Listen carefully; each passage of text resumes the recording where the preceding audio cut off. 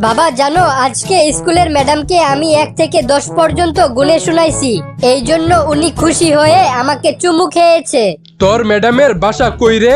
কেন, কি হয়েছে? আমি উনাকে 1 থেকে 100 পর্যন্ত গুনে শোনাবো।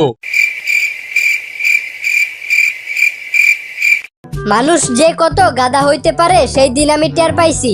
মানে? সেদিন আমি রাস্তার পাশের একটা টয়লেটে প্রস্রাব করতে গেছি। তারপর দেখি টয়লেটের দেয়ালে কোন ছেলে যেন লিখে রাখছে, রূপসী আই লাভ ইউ। তো কি হইছে?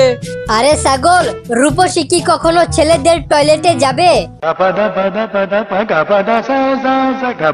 আপনার নামে মামলা হয়েছে। আপনি নাকি মুরগির মাংসের সাথে কুত্তার মাংস মিশিয়ে বিক্রি করেন, এটা কি সত্য? জি হুজুর, কথা সত্য।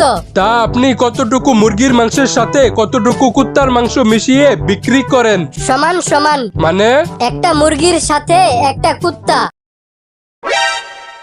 দোস্ত, তুই একটা বলদকে বিয়ে করলি না কেন? কি বলস? মানুষ হয়ে কেউ বলদকে বিয়ে করে? ঠিক বলেছিস। এই কথাটা তোর বউ বুঝলো না কেন? দোস্ত জানিস, যে মেয়েটাকে ভালোবাসতাম সে পরে আমাকে বিয়ে করে নাই।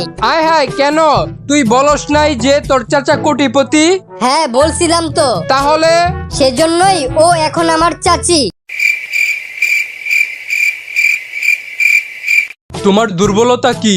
আমি খুব সহজে যে কাউকে বিশ্বাস করে ফেলি। তোমার চাকরি কনফার্ম।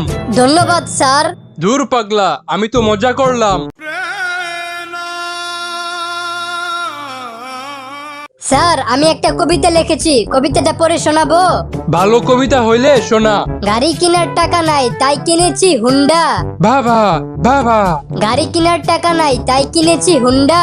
আপনার মেয়েকে না পেলে হয়ে যাব গুন্ডা।